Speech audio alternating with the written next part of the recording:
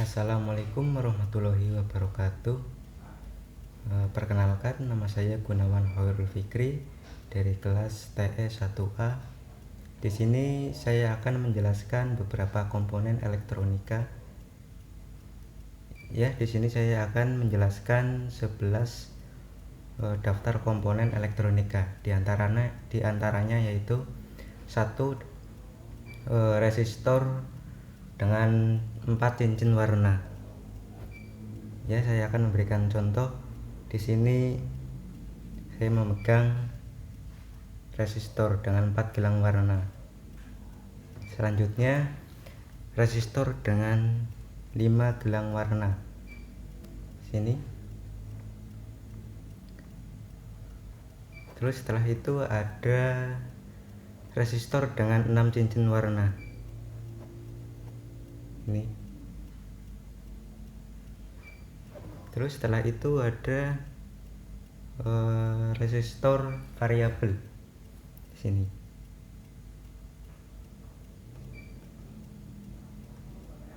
Terus setelah itu ada kapasitor polar. Bisa dilihat.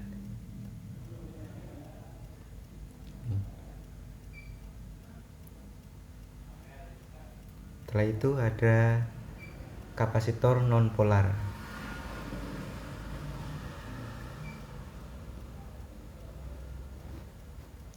Terus setelah itu saya menjelaskan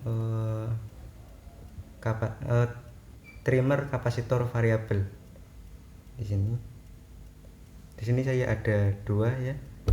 Ini warna hijau sama warna coklat. Terus setelah itu ada komponen induktor 47 mikrohenry 10%. Ini. Setelah itu ada induktor toroid. Di sini berbentuk lingkaran dan terdapat lilitan kawat tembaga. Setelah itu ada komponen trimmer induktor variabel. Di sini. Begini wujud komponennya. Setelah itu yang terakhir ada relay changeover NO atau NC 5 pin dengan daya maksimal 24 volt. Di sini 5 pin maksudnya 5 kaki ya ini. Terdapat 5 kaki di komponen relay ini. Yang pertama saya akan menjelaskan komponen resistor dengan 4 gelang warna. Di sini yang mana fungsi resistor yaitu sebuah komponen elektronika yang berfungsi untuk menghambat atau membatasi aliran listrik yang mengalir dalam suatu rangkaian elektronika. Dalam komponen elektronika ini banyak rangkaian yang menggunakan resistor dengan fungsi untuk menghambat atau membatasi aliran listrik. Yang setelah itu saya akan menjelaskan bagian-bagian resistor 4 gelang warna. Yang pertama yaitu terdapat 4 gelang warna. Yang pertama itu warna coklat. Terus yang kedua itu gelang kedua warna hitam. Setelah itu warna ketiga yaitu abu-abu. Yang gelang keempat itu warna emas. Jadi yang gelang pertama itu sebagai satuan, gelang kedua sebagai buluhan, gelang ketiga sebagai pengali, dan gelang 4 sebagai toleransi.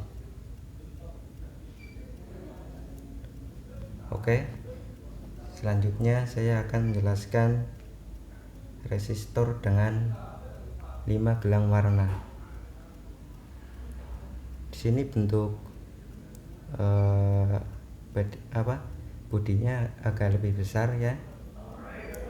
Di sini resistor yang saya pegang dengan warna gelang 1 itu warna coklat, gelang 2 itu warna merah, gelang 3 itu warna hitam, gelang keempat warna abu-abu, dan warna kelima itu warna coklat.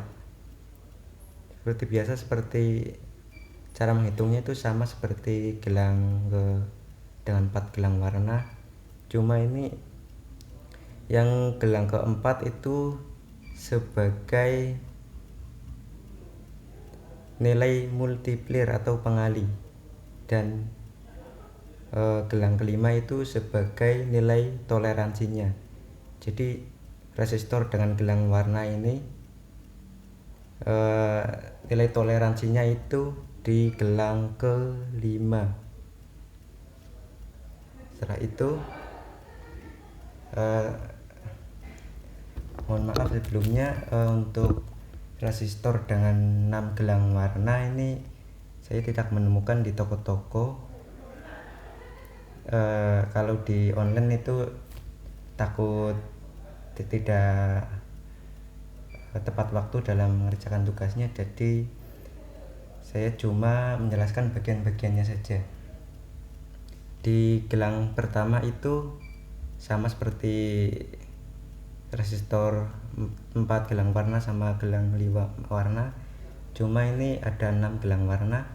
Yang gelang keempat itu sebagai pengali, dan gelang kelima ini sebagai toleransi, dan gelang 6 yang terakhir ini sebagai nilai koefisien suhu. Jadi ini resistor dengan 6 warna ini ditambah ada gelang sebagai nilai koefisien suhu, yang mana resistor ini semua ini jenis 3 ini mempunyai fungsi sebagai berikut, yaitu 1 sebagai pembatas arus listrik, yang 2 itu sebagai penurun tegangan listrik, dan ketiga itu sebagai pengatur arus listrik. Komponen resistor ini biasa digunakan pada mungkin hampir seluruh rangkaian elektronika itu memakai resistor, karena ini komponen yang sangat sering digunakan ya, sangat penting untuk rangkaian elektronika. Jadi mungkin di rangkaian seperti perabot rumah tangga itu banyak yang menggunakan komponen-komponen elektronika, perabot rumah tangga elektronik. Oke, selanjutnya saya akan menjelaskan komponen resistor variabel, atau biasa orang memanggilnya itu menyebutnya trim pot atau trimmer potensiometer. Bisa dilihat ini komponennya terdapat tiga kaki ya. Bagian-bagian komponen resistor variabel ini terdapat 3 kaki pada komponen ini, yang mana komponen yang sejajar ini namanya fixed end, yang kanan fixed end, yang kiri juga fixed end. Terus yang satu ini yang tunggal, yang depannya yang 2 ini namanya variable end, 6 kakinya ya. Terus terdapat ini yang berwarna biru, badannya bernama resistive track. Ini. Di sini yang terakhir terdapat bagian yang paling depan ini, paling atas. Ini sebagai namanya poros pengaturan variabel. Saya biasanya menyebutnya ini poros pengaturan variabel. Dan biasanya kalau ingin mengganti nilai resistansinya sesuai keinginan atau sesuai keadaan, tinggal memutar menggunakan obeng ya. Ini. Eh, resistor variabel ini adalah sebuah komponen yang mempunyai karakteristik seperti resistor, namun nilainya tidak tetap, bisa diubah-ubah sesuai kebutuhan. Contoh penggunaan lain dari DreamPod ini adalah pada pengaturan tegangan B+ pada power supply SMPS. Komponen ini sering disingkat dengan DreamPod. Adalah jenis resistor variabel yang diputar dengan obeng. Area putar DreamPod berupa lekukan berbentuk tanda plus atau minus seperti pala skrup ini. Penggunaan DreamPod dikhususkan untuk pengaturan yang bersifat tetap dan tidak sering diubah pada selama pemakaian, terutama oleh pengguna. Ya, jadi ini jenis komponen resistor variabel atau DreamPod. Setelah itu saya akan menjelaskan komponen kapasitor polar. Ini di sini saya punya dua bagian-bagian kapasitor polar itu. Ini terdapat bodi ini yang berwarna hitam, itu namanya bodi, terbuat dari aluminium, dan bodi ini terdapat spesifikasi kekuatan dari komponen ini. Jadi bisa dilihat spesifikasinya sesuai keinginan jika ingin membeli jenis ini. Terus selanjutnya terdapat kaki. Ini ada kakinya dua, yang satu panjang, yang satu pendek ya, berbeda. Yang panjang ini plus yang ini, yaitu anoda, yang ini negatif, yang pendek atau katoda.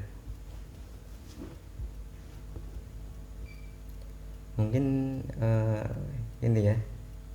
Dan pemasangan komponen ini, kapasitor polar ini tidak boleh terbalik, karena kalau terbalik ini komponen ini bisa meledak atau bisa langsung rusak dan tidak bisa digunakan lagi. Kapasitor polar ini adalah kapasitor yang kedua kutubnya ini mempunyai polaritas positif dan negatif. Biasanya kapasitor polar ini berbahan dielektriknya terbuat dari elektrolit, dan biasanya kapasitor ini mempunyai nilai kapasitansi yang besar dibandingkan dengan kapasitor yang menggunakan bahan dielektrik kertas. Fungsi kapasitor pada rangkaian elektronika biasanya adalah sebagai kopling. Dilihat dari sifat dasarnya, kapasitor yaitu dapat dilalui arus AC dan tidak dapat dilalui arus DC, dapat dimanfaatkan untuk memisahkan buah rangkaian yang saling tidak berhubungan secara DC tetapi masih berhubungan secara AC sinyal. Artinya sebuah kapasitor berfungsi sebagai kopling atau penghubung antara dua rangkaian yang berbeda. Fungsi kedua yaitu sebagai filter atau penyaring. Sebuah rangkaian power supply, yang saya maksud di sini adalah kapasitor sebagai ripple filter. Di sini sifat dasar kapasitor yaitu dapat menyimpan muatan listrik yang berfungsi untuk memotong tegangan ripple. Setelah itu fungsi ketiga yaitu sebagai penggeser fasa.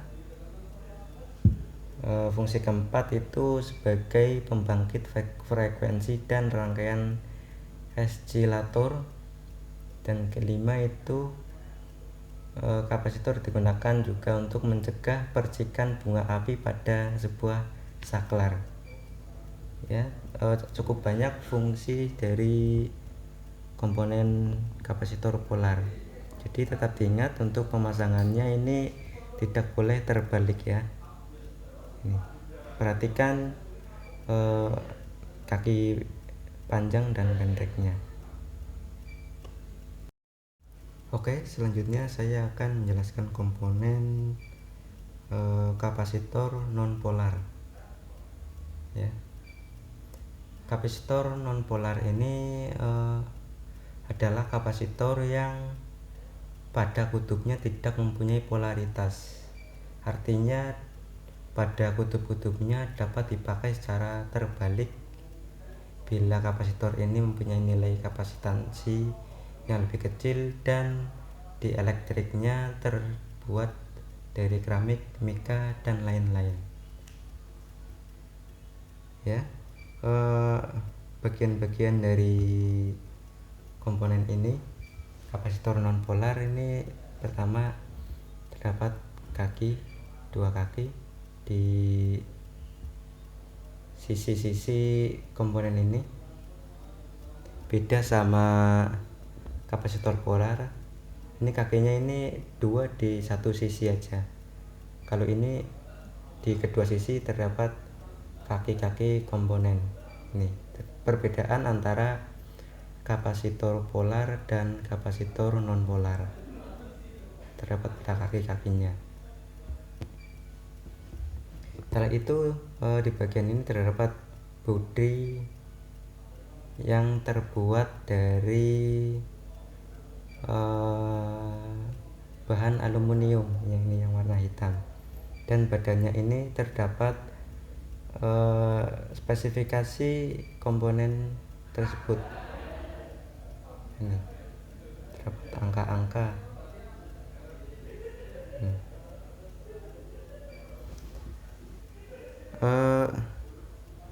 Pemasangan komponen kapasitor non-polar ini bisa terbalik atau bebas. Jadi terpasang bebas ini tidak menimbulkan kerusakan pada komponen ini karena ini tidak mempunyai polaritas atau non-polar. Oke, berikutnya saya akan menjelaskan komponen trimmer kapasitor variabel. Trimmer kapasitor variabel adalah kondensator yang memiliki poros pengubah kapasitansi yang sangat kecil. Pengubahan nilai kapasitansinya memerlukan obeng datar karena poros pengaturannya sangat kecil. Ya, bagian-bagian komponen ini adalah satu, terdapat kaki kutub positif dan negatif, yang kaki satunya juga kaki kutub positif dan negatif, jadi mempunyai kaki yang sama ini. Terus di paling atas ini, bagian atas terdapat semacam tempat untuk mengatur atau memutar menggunakan obeng.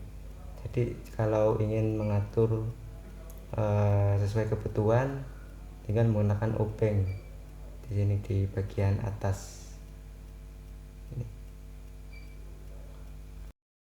Oke, selanjutnya saya akan menjelaskan komponen induktor 47 mikrohenry 10%.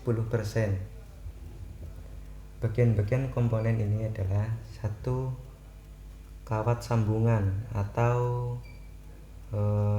kaki komponen. Setelah itu ada bodi komponen. Bodi komponen ini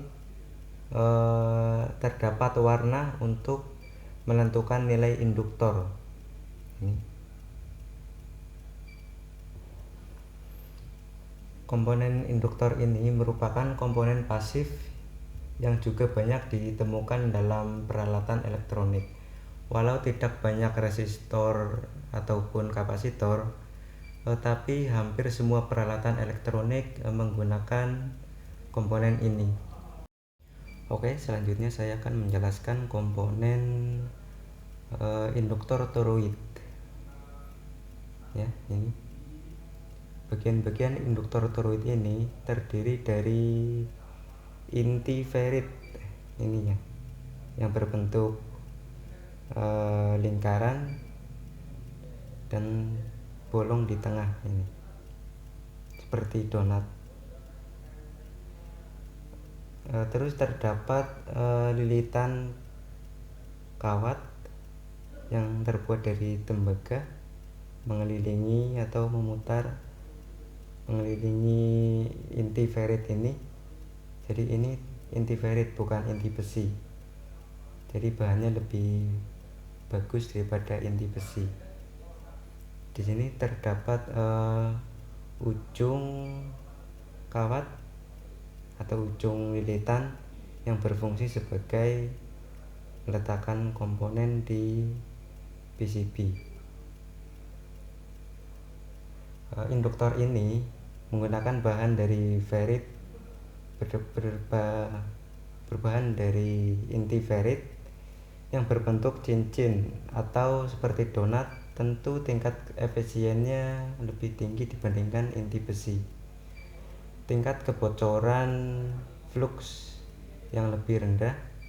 Induktor ini banyak diaplikasikan pada rangkaian elektronika mulai dari yang kecil seperti balun IMI filter, rangkaian lampu, dan juga yang besar seperti trafo satu daya dan sebagainya.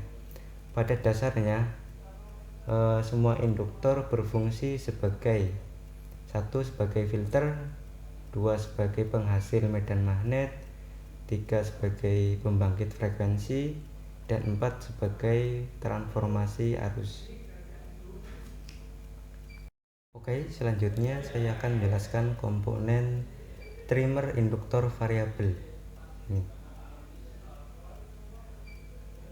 bagian-bagian komponen ini adalah satu, terdapat poros pengaturan di bagian atas. Jadi ini berfungsi sebagai mengatur sesuai kebutuhan menggunakan obeng. Setelah itu terdapat bagian plat logam di bagian sini. Terus di sini juga terdapat sejenis lilitan di bagian atas ini yang melingkar. Terus yang terakhir terdapat kaki komponen. Kaki komponen ini terdapat dua.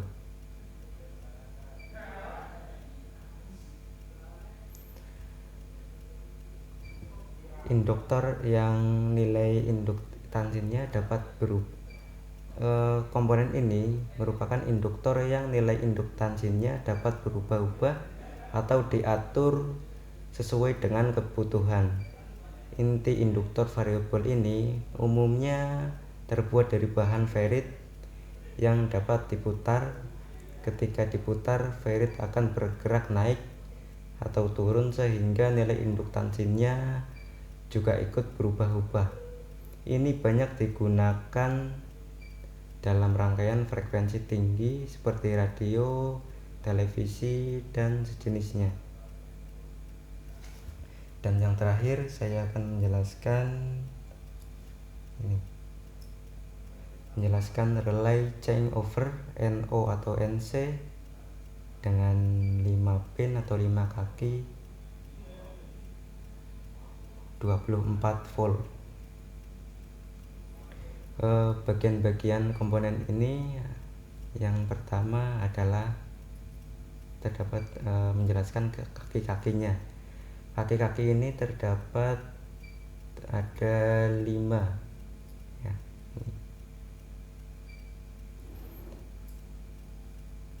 Dan saya akan menjelaskan kaki yang sejajar 3 ini yang paling depan ini. Kaki yang sejajar 3 itu yang tengah itu kom. Terus yang di pinggirnya itu yang 2 pinggir itu namanya koil, bagian koil ini. Terus yang sejajar 2 ini yang bagian kanan itu sebagai NC, dan ini yang satunya sebagai NO. Jadi terdapat 5 kaki, yang 3 sejajar ini yang tengah namanya pin, yang kedua ini yang pinggir, yang 3 sejajar yang di pinggir itu namanya coil, dan yang sejajar ini NO dan NC. Terus di bagian atas terdapat spesifikasi komponen ini ya.